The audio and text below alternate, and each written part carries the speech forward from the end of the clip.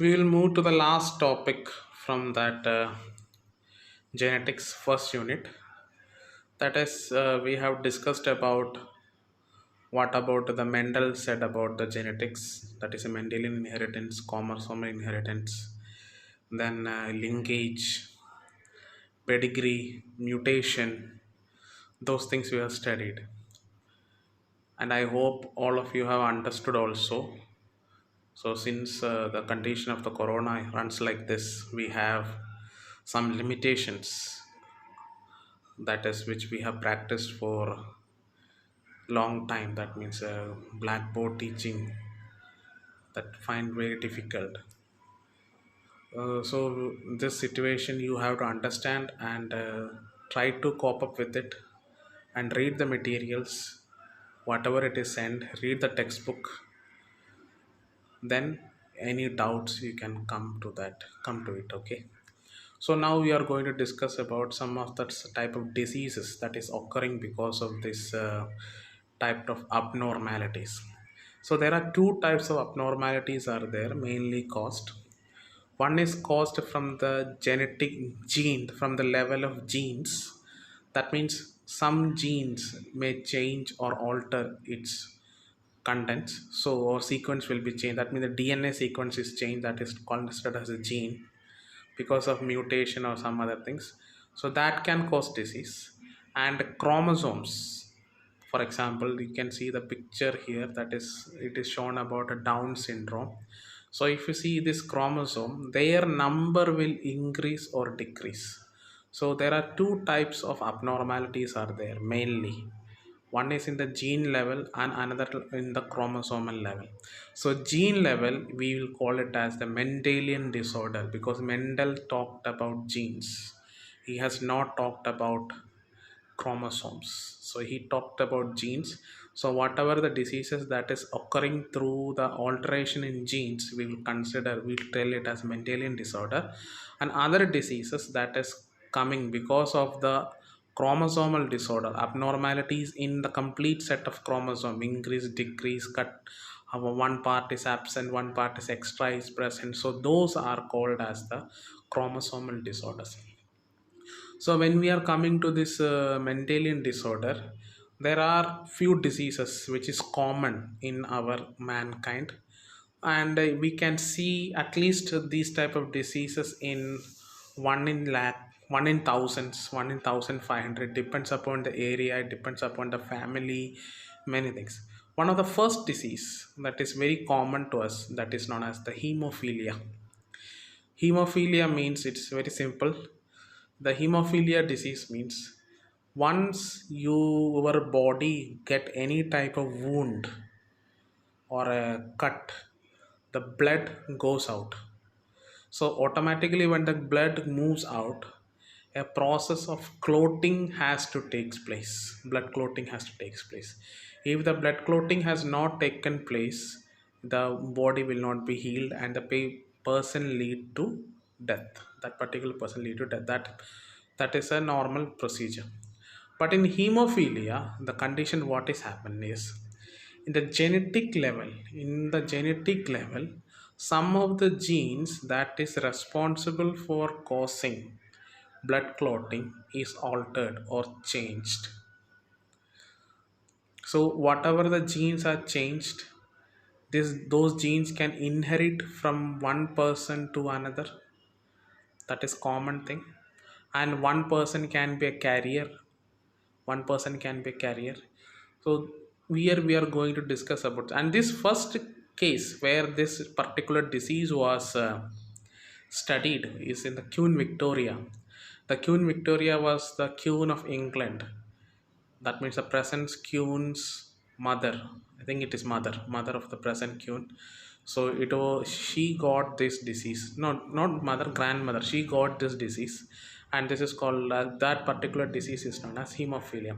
And each and every sentence that is given about these disease is important for your examination point of view.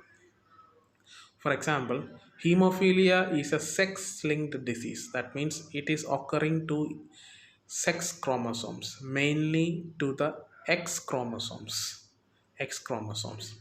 So if this disease has to occur, and one more thing, that is the if there is any problem with the X chromosome, it is very easy to all the child, male child, to get the disease.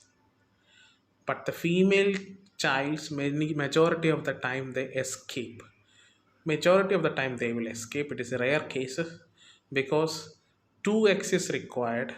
2x is required to form one female. If one X chromosome is in one X chromosome is having some problem, it is not much matter. So one X chromosome is normal.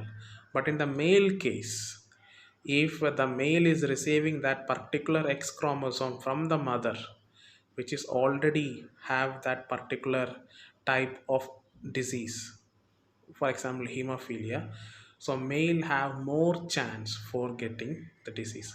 So if you see the sentence here, you can see it is very clearly, that is the heterozygous female, that is a carrier. That means one X chromosome is infected and another X chromosome is not infected, can transmit the disease to the son. The possibility of the female become an hemophilic is extremely rare, because mother of such female has to be at least a carrier and father should be hemophilic. That means when the X chromosome is coming, one X comes from mother and one X comes from the father. If both of them are infected, then only a female will get infected, but a female can be a carrier. So that carrier female can transmit that particular disease to the son. It is very easy. Most of the time the son will get that disease of hemophilia. When that particular son mate with a female which is having the same hemophilia, then next generation female will get that particular disease. That is a condition. So this is the one such type of disease that is said here. Another one is known as the sickle cell anemia. There are different types of anemias are there.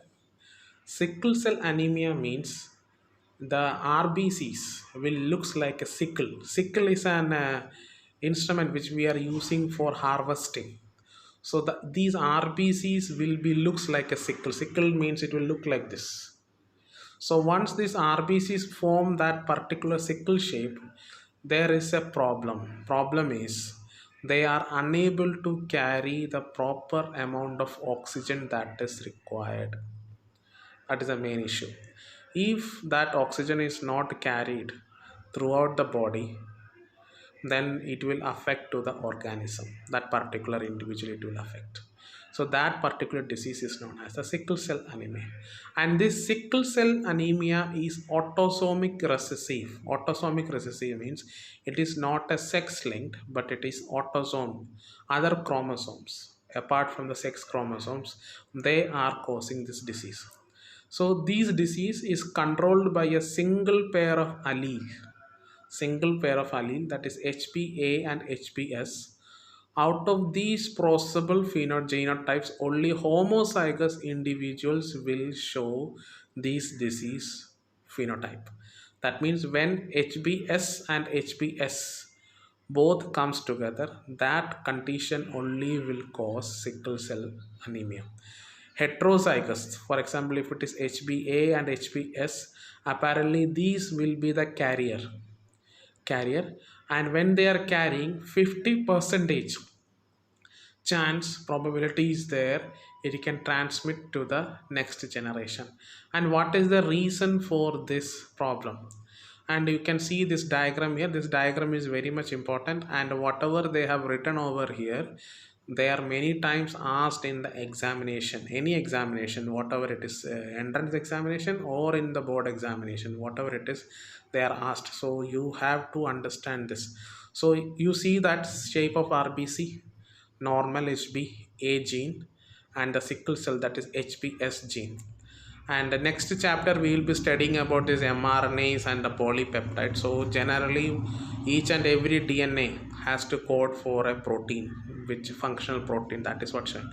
So if you see here, In a normal Hg gene, the mRNA which is formed, they codes for a particular set of protein.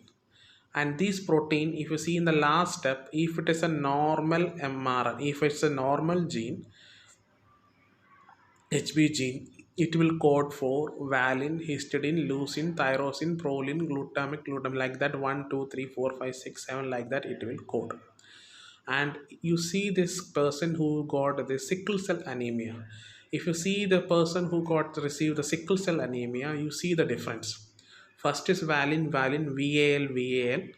HIS, second one. Third one, LU, that is leucine. Then fourth is THR, thyroxine. And fifth is proline. Here also fifth is proline. And you see the one sixth one, which has to code for a glutamic acid, it has code for valine. Because of that, the structure of mRNA has changed. So this is the reason. That means if, even though all are proteins, all are mRNAs, all are everything, but many of the times it may code for some other protein which may produce a different phenotype. So this is called by the sickle cell anemia. Am I clear? That means the RBCs will not be biconcave in nature, but it will be elongated in structure. Next one is phenylketonuria. This phenylketonuria, it's a very interesting thing. Most of the bubble gums, whatever it is coming to the market, for example, Center Fresh and all, if you turn back and read the instructions what they have given behind that production, etc., very down below they have given that if any person is having the disease, a genetic disease known as phenylketonuria, please don't consume this product. It is very clearly written. Why it is written? This phenylketonuria, what is happening is, this phenylketonuria, when this particular enzyme is not there, it will never actively convert phenylalanine, an amino acid, into its another form, that is thyroxine. That is the result, that is end product it should be. So since they are not converting it, it will accumulate inside the kidney and the kidney will damage. And many of these bubble gums, they have this phenylalanine content inside that, because phenylalanine is a common factor in artificial sweetness. So whatever is giving this artificial sweetening, phenylalanine components are there. So if you see here, it is an inborn error. The affected individual lacks an enzyme which converts amino acid phenylalanine into tyrosine. That is a normal thing. As a result, phenylalanine is accumulated and converted into phenylpyruvic acid and its derivative. Accumulation of those on brains result in mental retardation. There are also excreted through the urea because of its poor absorption by the kidney. So sometimes the kidney may get failed also. So this is an inborn error. So these are the main common diseases, that is a Mendelian disorder related to the genes, what we can see here. Next comes is a chromosomal disorder. Chromosomal disorder, what are the things are coming over there? These chromosomal disorders can come with the increase in set or increase in number.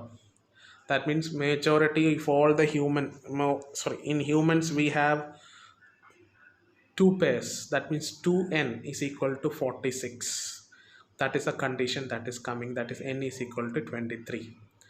So sometimes it will increase in plus 2 plus 2 plus 2. That means a pair increase will be there.